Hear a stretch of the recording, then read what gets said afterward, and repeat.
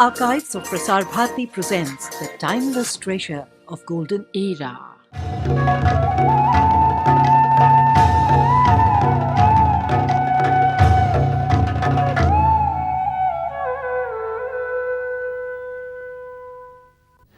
The people of this state, which is the gateway to the northeast of India, are of Mongoloid origin. It is here that the tricolor flag was first unfurled on 14th April 1944.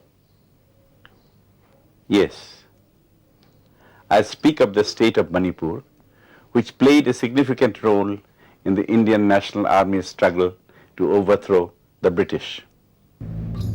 As we entered the city of Imphal, tall arches bid us welcome.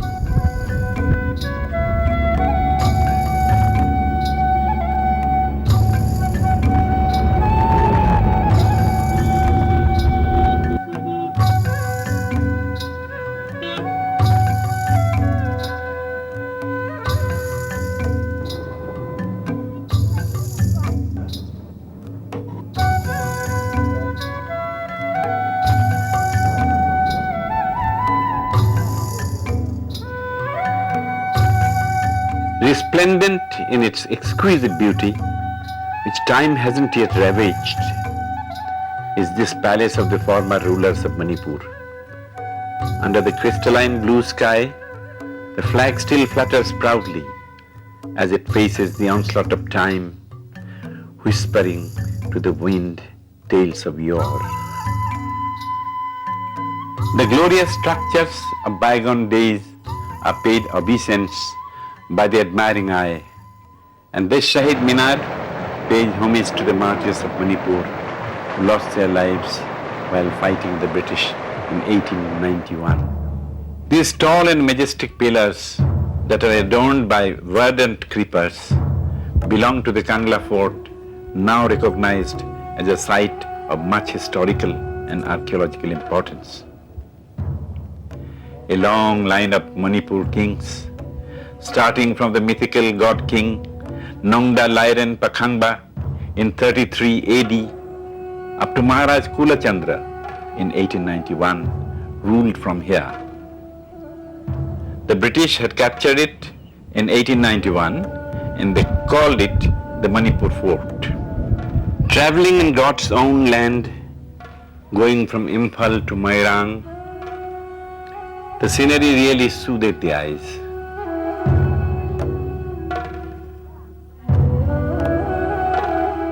In the Loktak Lake, we saw the heavens reflected in the still waters. In this lake, we also saw some tiny islands of weeds on which a tiny hut would be perched. Some fishermen of this lake live like this, surely an unusual sight.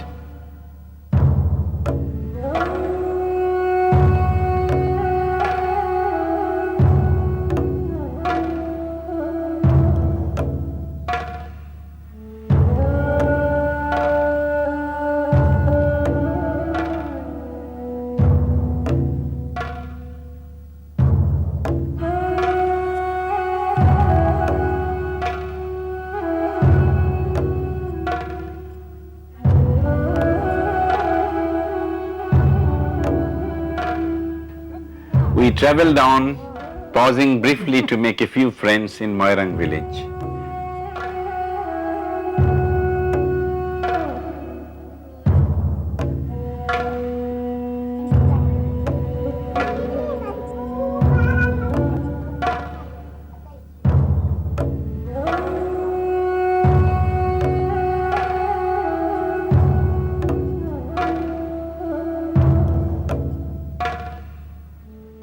Travelled past the Thangjing temple and we were finally at the INA headquarters. Here we found the Indian National Army flag still fluttering loftily where it was first hoisted on the 14th of April 1944. I appeal to you to go out in your hundreds and in your thousands to the remote villages of India.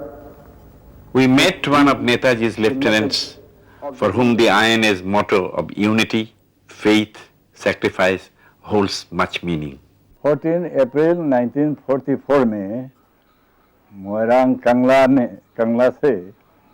में भारत के national flag 3 colour flag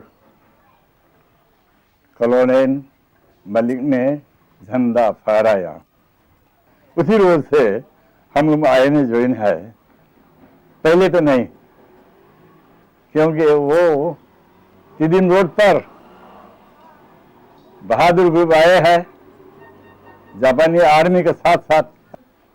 आ करके जब मोइरांग में पहुंचा तो Moirang liberated area के यहाँ headquarter बना लिया और 1944 के अप्रैल के 14 तारीख में शाम को 5 बजे झंडा यहाँ फहराया, त्रिकलर झंडा। I am confident that with the help of my countrymen in East Asia, I shall be able to organize such a gigantic force as will be able to sweep away the British power from India. Netaji का जितना गाना है हम लोग jail के अंदर में गाना गाए हैं, हम लोग सुने हैं। सुबह सुबह सैन्य की भारत भय गहे जागा, चंचल सागर बिंद हिमालय नील यमुना गंगा। ऐसे ही तो गाना इतना गाना था, मगर अभी सब कुछ भूल गया, सब कुछ धीरे धीरे चला गया। अभी हर एक राज्य में, हर एक स्टेट में अभी गंदरगोल चल रहा है ना, ये ठीक नहीं है। भारत के लिए नया कदम उठाना पड़ेगा। आपके कंधों में, आपके हाथ में अभी भारत है, हमारे हाथ में नहीं है। हम लोग 90, 80 ऐसा वो उम्र वालों ने क्या करेगा? अभी तो नौजवानों के हम लोग के हाथ में है। हर एक स्टेट में अभी गंदरगोल चल रही है, ये ठीक नहीं है। आजादी के लिए जितना भाई हो बहनों अपने जान दे करके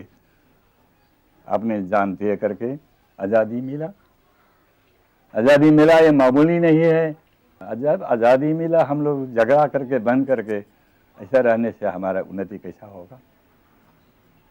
हमारे उन्नति कैसा होगा? हम लोग तो जाने वाला है, रहने वाला तो अब लोग है।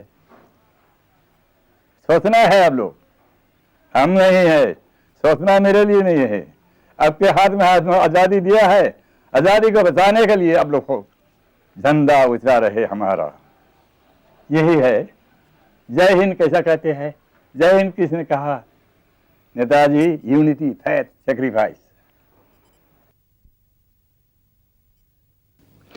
As the sun goes down and darkness gradually takes over, a strange sight meets the eye. This group of women with torches are called Myra Paibi, and they keep vigil from 9 in the night till the stroke of midnight. They seek to check alcoholism and any related social crimes. 1939, there is Women's War, war number 2, number 1, 1904. For out of a famine sort of thing and the rice being exported, the women wanted to put a stop to it. Now, even now here we call them Myra Paibi, women with torches. Groups, thousands are now doing dharana, this and that, to protect some of the young people who are suspected to be underground and all that. So they are trying to help.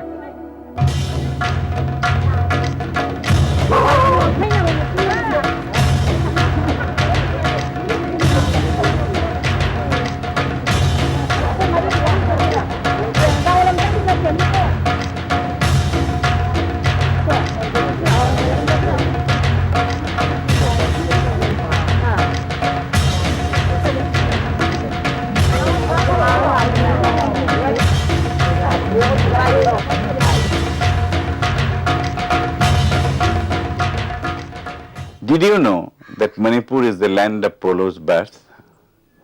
We were lucky to witness an impromptu polo match, which also had an international level player, Abdullah, as one of the participants.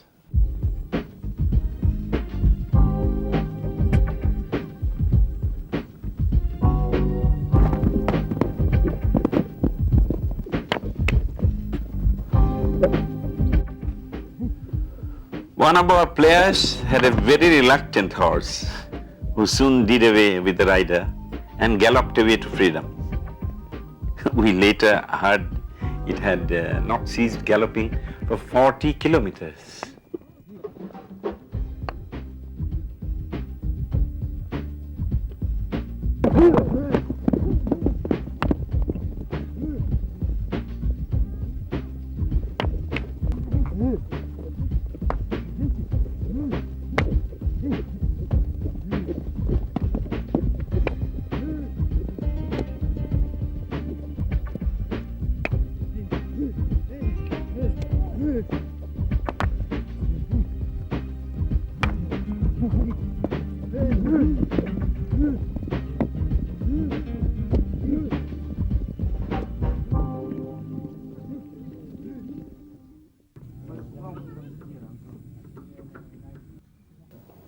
One of India's famous dancer choreographers, Astad Debu, has recently been in the news with a show called Celebration, where he uses dancers from Manipur trained in the martial art of Thang Ta.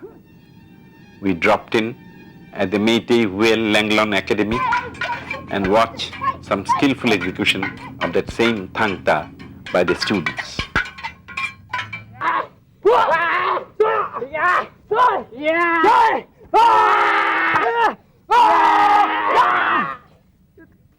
In this land of exquisite dances has flourished many a religion, and the numerous religious monuments bear witness to that fact.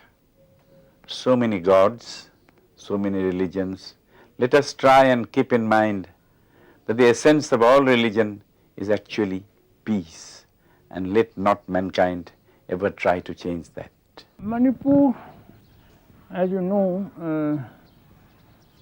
it has got so many groups of people, different races, and possibly most of us came from outside, somewhere from Tibet and all that. Our language is Tibeto-Burman sort of language group. And about religion, I should say, in the beginning we had our own traditional religion. It is possible, something like animistic type of thing, where full of spirits and all that. I think we have got, a large dose of tantric culture, Shiva and Devi and all that. About 500 years ago, Manipur came under the influence of Vaishnavism. In 1779, Rajarshi Bhagyachandra introduced a novel way of worship through Maharas. And he got the instructions, the divine instructions, in his dream, how to perform this ras and how to build the temple and how to make the idol. Everything he got in his dream. And accordingly, he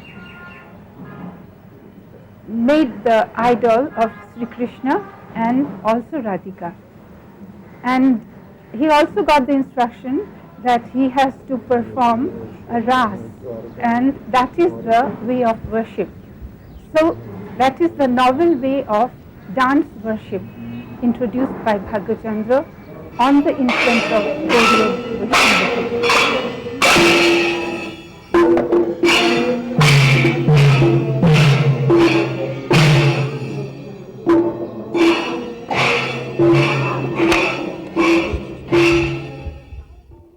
In Assam, the Vaishnavism is a little different from Gaudiya Vaishnavism. In Assam, Vaishnavism deals with the Vatsalya ras, the love of Yashoda for Krishna mainly. But in Manipur, it's influenced by the Madhur rasa, that Radha and Krishna and the gopis. So there is a basic difference in the Vaishnavite culture of Assam and Manipur. And Manipur is definitely influenced by Bengal Gaudiya Vaishnavism. In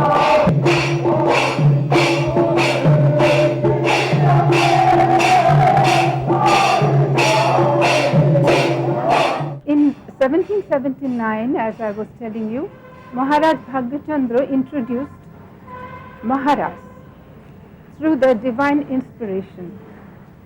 And in the initial performance of Maharas, which is performed actually on Kartik Punya.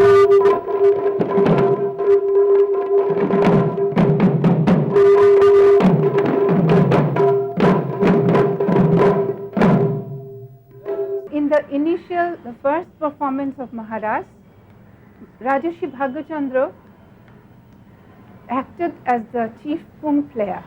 His uncle Seth Sai performed as the chief singer, and his wife Hiramati performed as the Makok Chingbi, or the leading gopi, and his daughter Princess Bimbavati Manjari performed as Rasheshwari Radharani. And I must also tell you that Maharas and all other rases are preceded by Nata Sankirtan. In Nata Sankirtan, all male artists participate. There, the Pung Cholam, that is the dance with the Manipuri Mridang, Kortal Cholam, dance with the giant cymbals, and songs. It is a very long affair, about 5 hours it takes.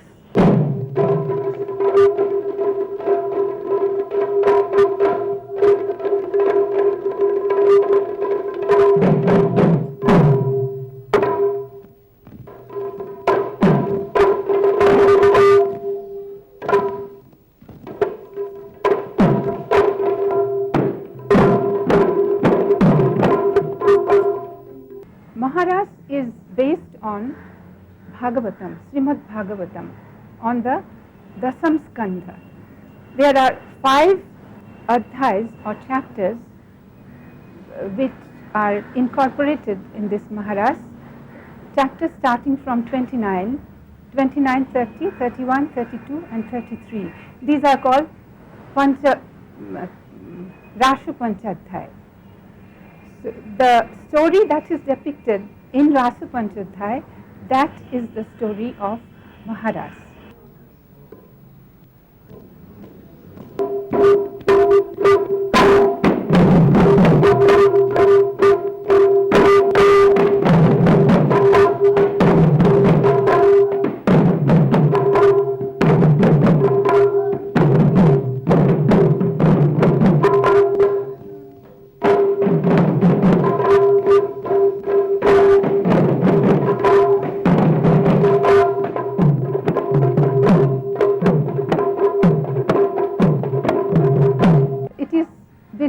That one who takes part in Maharas is worshipping God, and they participate as if they are part of God.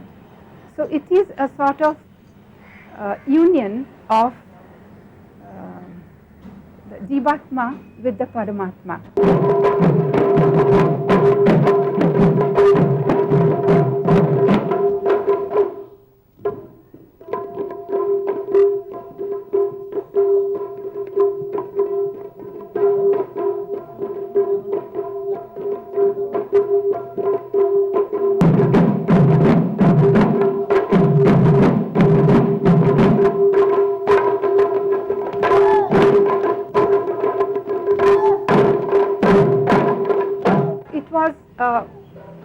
An event of the century when this Maharas was introduced.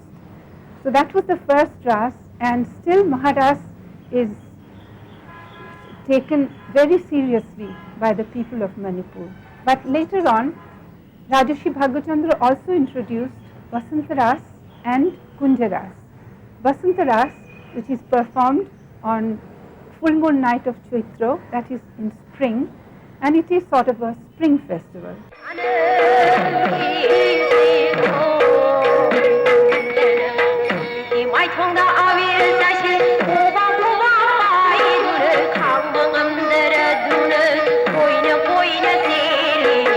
It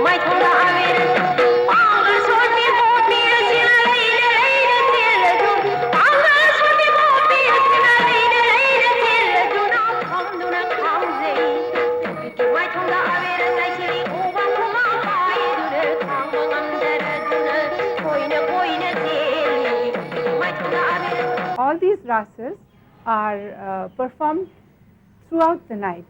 It starts in the evening and ends at the daybreak. So it's a very, very long affair, and Basanta Ras follows Geet Govinda of Jaidev.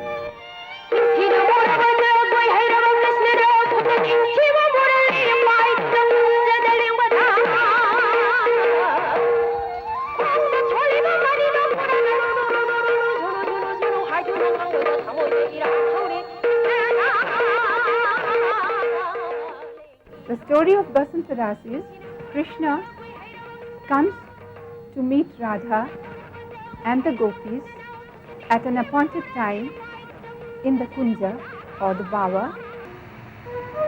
Brajagi Bemasi Lapisi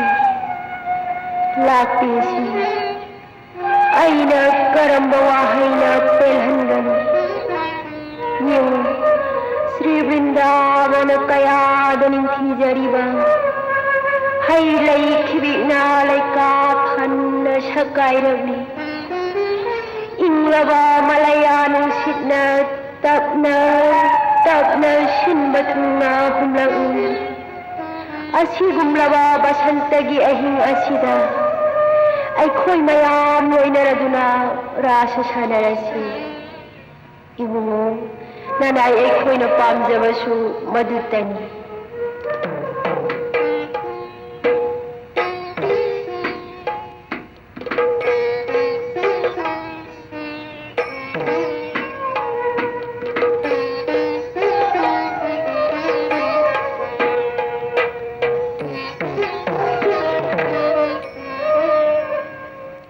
Radha and her gopis come and join Sri Krishna, and they are all united and they play Holi, that is the spring, celebrate the spring, and they celebrate the union of Radha and Krishna and worship Radha and Krishna with Aarti.